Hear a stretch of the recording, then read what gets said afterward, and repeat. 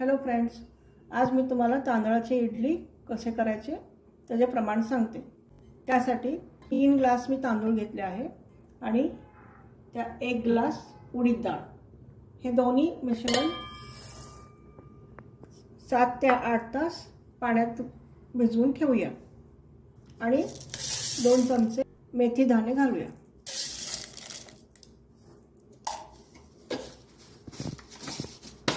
हे मिश्रण एकत्र करून 7 ते 8 तास आपण याला भिजवून ठेवूया। हे तिन्ही मिश्रण एकत्र करून स्वच्छ धुवून घेतले मी याला अगोदर 2-3दा पाण्याने स्वच्छ धुवून भिजत ठेवायचं। कमीत कमी 7 ते 8 तास आपण याला भिजत ठेवूया। आपण दुपारी तांदूळ भिजवून ठेवलेलं होतं, आता 7 ते 8 तास झाले आहेत। मिक्सर करून मी घेतलेलं आहे। त्यामध्ये आपण रात्री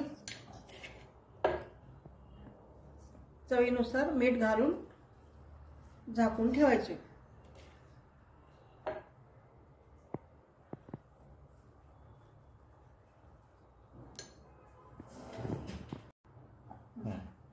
मीठ घालून चांगले मिक्स करून घ्यायचे।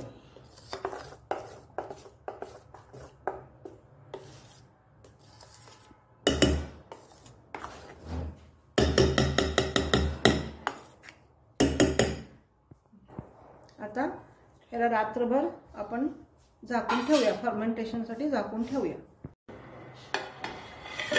अशा रीती आपण झाकून ठेवूया। हां, चल।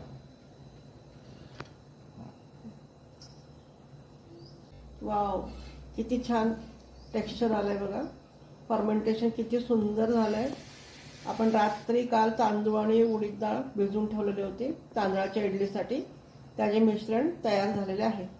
सकाळी किती छान मस्त फर्मेंटेशन झालेलं आहे, फुगलेलं आहे पीठ। आता आपण ह्याचे इडली तयार करूया। इडलीच्या पात्राला आपण तेल लावूया।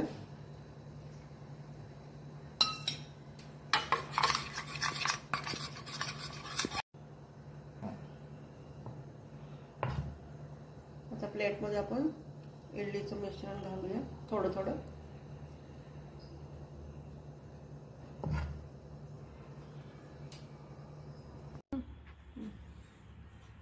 आता आपले इडली तयार झालेले आहेत। हे बघा किती सॉफ्टनेस आलेला आहे। तांदळाची इडली याप्रमाणे किती सुंदर सॉफ्ट झालेले आहेत। हे बघा, चला तर आपण टेस्ट करूया।